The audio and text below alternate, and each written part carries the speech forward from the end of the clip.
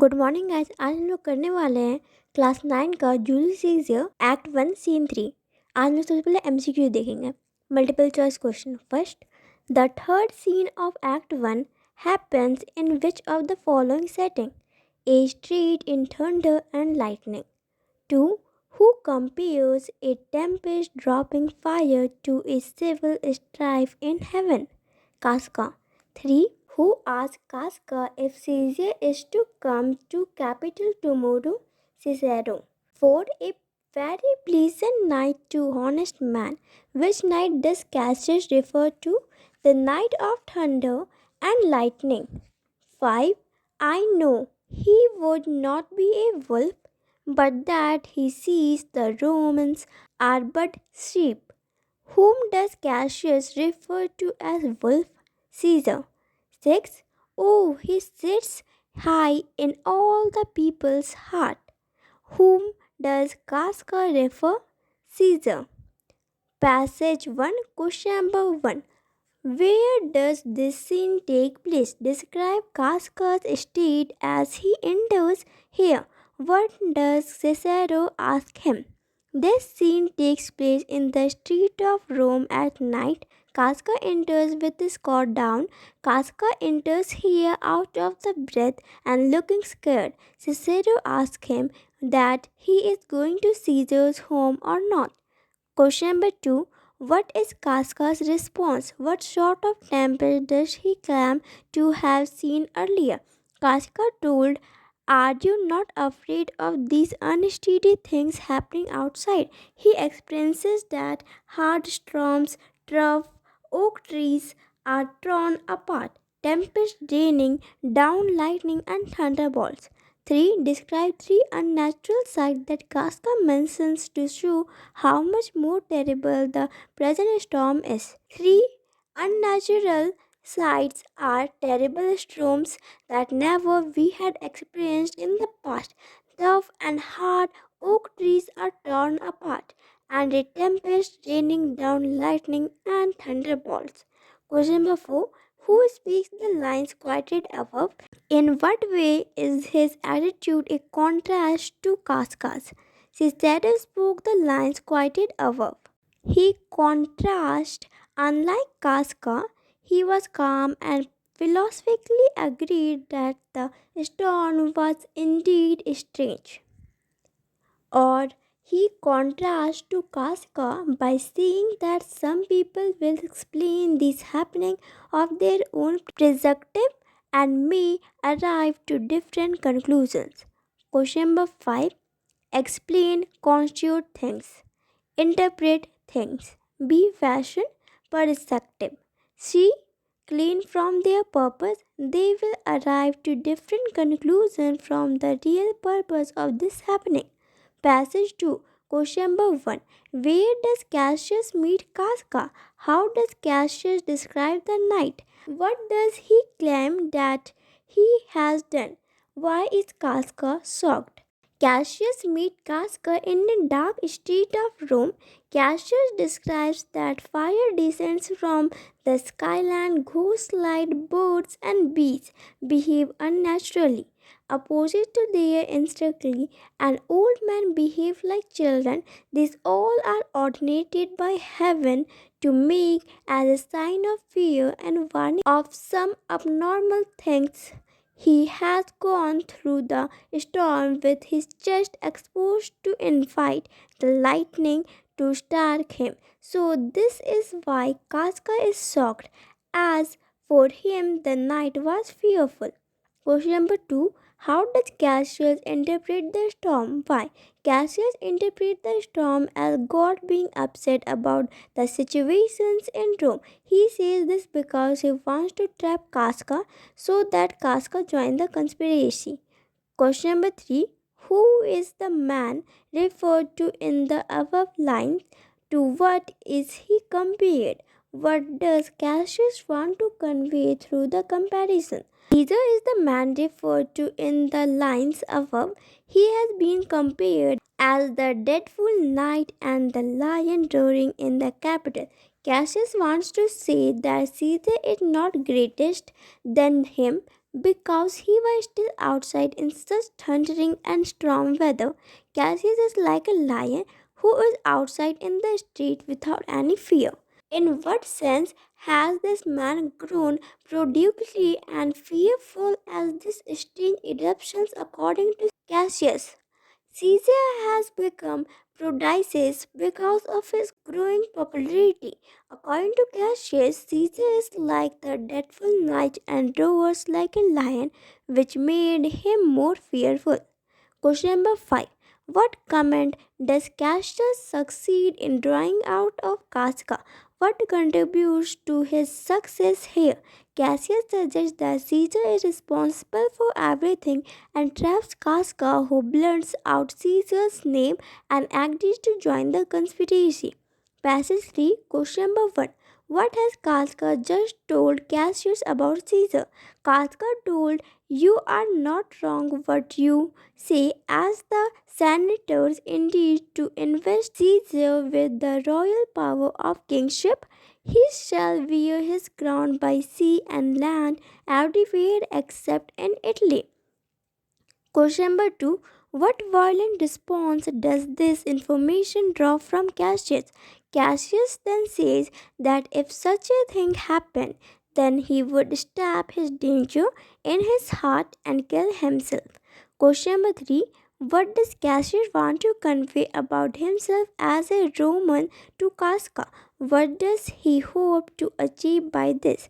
Cassius wants to convince that he is a brave man who was not afraid of death. He believes that every slave has the power to free himself from slavery. He hopes to win Casca's heart so that he agrees to join the conspiracy. Question number 4. What does bondage mean here? Explain the word deliver used in this line. Bondage means bond of slavery. Deliver means to free from slavery. Question number 5. What does Cassius refer to as the weak? Who is the trait? Does he really mean to do what he says? Give reason for your answer. Cassius refers the slaves as weak. Caesar is the trait. No, he would actually kill himself because he was already made a conspiracy against Caesar, and it is quite determined to get everyone to join so that he would murder Caesar. Question number 4. 1. What does Cassius just say to make Casca say so can I?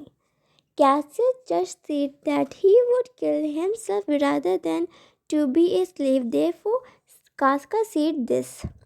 Question number 2. Who does every bondman refer to? How could they cancel their capacity? What particular state does Cassius foresee for Rome here? Every bondman fears to the people of Rome who are already to accept Caesar as their king and become his slave. He would kill himself to cancel their capacity. Question number 3. What all does he compare? First, Caesar 2. He compares Caesar to a fiery wolf and lion. B. The Roman people do. He compares them as to ships and deers. Question number 4. What is Casca's reply? What does he extend as a sign of fellowship? What does he say that he is willing to do? Casca says that he never betrays his friends. He extends his hand as a sign of fellowship. He says that he is willing to join that conspiracy. Question number 5. Has Cassius succeeded in his attempt? To what extent? What does Casca's resolution tell us about his character? Cassius has succeeded in his attempt to get Casca to join the conspiracy completely. It tells us that Casca is a man who does what he says and never betrays his friends. Question number 6. What else does Cassius say to further reserve Casca? What does nature seem to reflect? Cassius says that it has already convinced some of the noblest men, meaning Brutus, to join the conspiracy, and this reassurance Casca nature seems to reflect the type of death they are going to commit. Passage 5, question number 1. What question does Sena ask to which Cassius says no? How did Cassius recognize Sena? What does he say about him to Casca? Sena had asked who was with Cassius. Cassius recognized him by the way he walked. He says that Sena is also one of the conspirators. 2. What does Cassius mean by one corrupt to our attempts? What else does he ask Sena? It means one of the conspirators. He asks whether the others are waiting for him or not. Question number 3. What do you conclude from Sena's word? I am glad on it.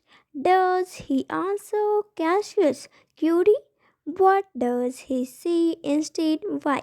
I conclude that Sina is happy to hear that Casca is also the part of the conspiracy. No, he does not answer. Instead, he starts talking about the night. This is because Sina had to be certain who Casca is. Question number 4. How does Cassius cut him short? Why? What information does he now get from Sina? He cuts him short by repeating his question because he wants to know whether the other conspirators are waiting for him or not. He gets the information that yes, they were waiting for him. Question number 5. What instruction does he give Sina? What does he take Casca along with him to? He tells Sina to throw a letter through Brutus' window and keep one of his ancestral statue. Cassius takes Casca to Brutus' house. Question number 6. What does Casca say about Brutus at this point? How does Cassius reassure him? Casca says that Brutus is well respected and he is a hero in the eyes of Roman people. If he joins this conspiracy, then their conspiracy would become righteous. Cassius says before the night is over, they will get Brutus to join them. Question number C. First, where does this scene take place? What sort of a climate is depicted? Name the characters that enter the scene and describe the manner in which they do so. This scene takes place on a Rome street. The climate is stormy and thunderous. Cicero, Casca, Cassius, and Cinna enter in this scene.